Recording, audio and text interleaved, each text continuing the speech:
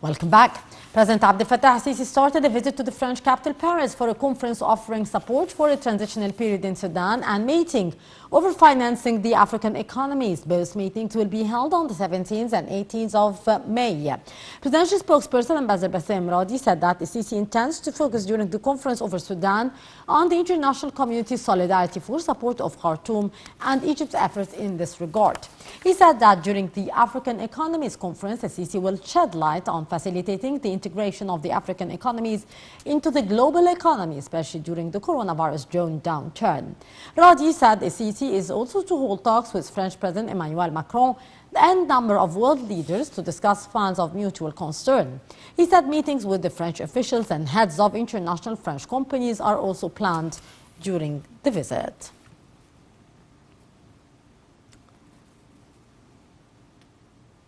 Bilateral ties between Cairo and Paris have featured high, with visits between the two sides, deals and deliberations over the developments of mutual concern. More in the following report.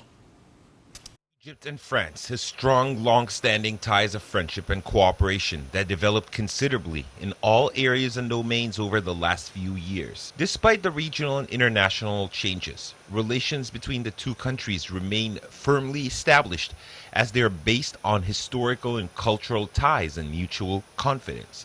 High-level bilateral meetings have increased considerably, with visits at the highest level of heads of state on an almost yearly basis. President Fattah al-Sisi has visited France from the 6th to the 9th of December last year to discuss matters of mutual concern, joint cooperation, and the growing crises in the Middle East. That was the fourth visit of President Fattah al-Sisi to Paris since 2014. During the visit, President Fattah al-Sisi and his French counterpart Emmanuel Macron tackled a host of regional issues, notably the Libyan crisis, combating terrorism, the escalating tension in the Eastern Mediterranean, the Palestinian cause, and the political crisis in Lebanon. France is one of the most important European countries that played a prominent role as an effective power in dealing with the challenges in the region by adopting mediation efforts between the disputing parties. The French role in the region comes in accordance with the principles of Egyptian foreign policy, which is based on a number of determinants, topped by non-interference in preserving the unity of the national sovereignty of the countries in the region. All these elements led to the development of Egyptian-French relations, which is reflected in the convergence of their positions on many issues. Earlier this month, President Fattah al-Sisi has met with France's Minister of Foreign Affairs, Jean-Yves Le Drian, in Cairo. The meeting tackled bilateral cooperation between Egypt and France, especially in the economic, commercial, military, and security fields. They have also discussed issues of common interest, including regional issues of Eastern Mediterranean and the African continent. Le Drian expressed France's appreciation for the Egyptian efforts aimed at achieving stability in the region. The two sides agreed to join efforts to consolidate the political path in order to address all aspects of the Libyan crisis. These efforts are also aimed at eliminating terrorism, preserving the state's resources and national institutions, and limiting foreign interference. They also discussed ways to enhance cooperation between Egypt and France in the field of combating terrorism and extremist ideology, especially in Africa's Sahel region. On the economic level, France is a leading economic partner for Egypt. Minister of International Cooperation, Raniel Machat, has met with France's ambassador to Egypt earlier this month to discuss methods of enhancing bilateral cooperation.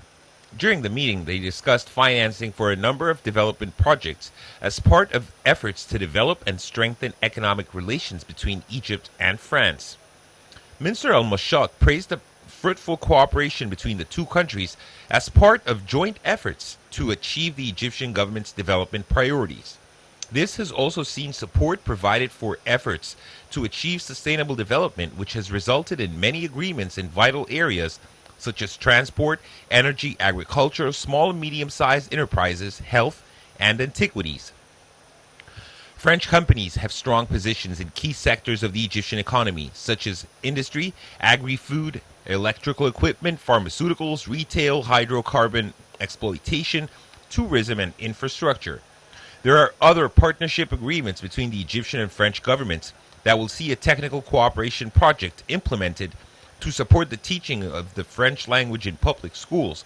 This is set to receive a grant of 1.5 million euros for its implementation. On the military level, several major export contracts have been concluded as the sales of 4 corvettes by DCNS May 2014, 24 Rafale fighter aircraft, a multi-mission frigate by DCNS, and weapon systems by MBDA February 2015.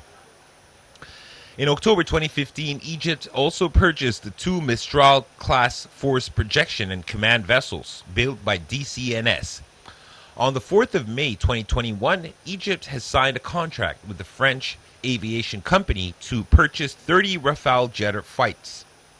The order will be financed through a 10-year loan. The new Rafale deal reinforces the strategic and military partnership between France and Egypt.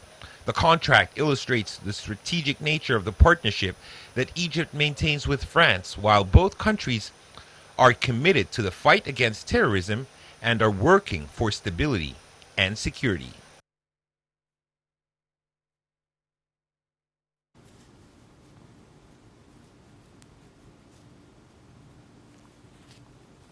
Egypt opened its Rafah border crossing with Gaza to allow the ambulances to transport the Palestinians seriously wounded in Israel occupation airstrikes to the Egyptian hospitals. A medical official reported the news, adding that Egypt opened the Rafah crossing to allow 10 Egyptian ambulances into the Gaza Strip to transport wounded Palestinians to be treated in Egypt. Health officials in Gaza said that Israeli occupation strikes have killed 145 people, including 41 children since Monday. Around 1,100 others have been wounded in the attacks.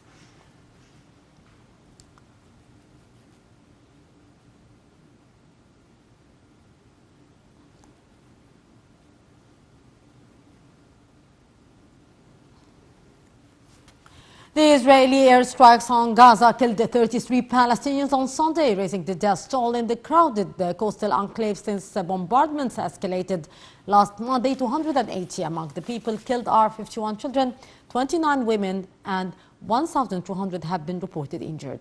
Also on Sunday, Israeli airstrikes hit the town of Yahya Sinwar, a Hamas commander in the Gaza Strip. The Israeli occupation army made the announcement on Sunday, releasing a video showing plumes of smoke and intense damage. The Israeli occupation army added that among the targets struck were the residences of Yahya Sinwar, the chairman of the Hamas political bureau in Gaza, as well as of his brother Muhammad Sinwar, head of the logistics and manpower for Hamas.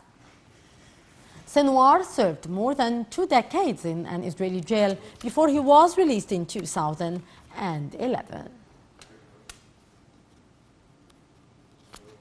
Foreign Minister Sameh Shukri received a phone call from his Pakistani counterpart Shah Qurashi, who expressed his appreciation and support to Egypt's effort to reach a ceasefire between the Israelis and the Palestinians, praising the Egyptian steps to reach that goal. The 2 top diplomats also tackled means of coordination between their countries and the Islamic Cooperation Organization to boost diplomatic approaches to end the crisis and to reach a permanent solution for the conflict.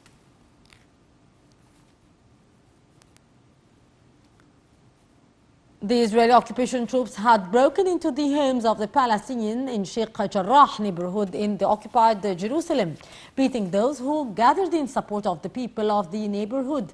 Heavy clashes were also reported between the Palestinians and the occupation troops near the northern entrance of Ram city in northern Jerusalem. In eastern Jerusalem, clashes erupted between the Palestinian citizens and the Israeli occupation troops, in which dozens of Palestinians were injured. In the West Bank, Israeli occupation troops quelled the march planned from the village of Aqaba in the occupation Taysir roadblock in support of Gaza and Palestinians in Jerusalem. 3 Palestinian citizens were injured by the Israeli gunfire in the incident.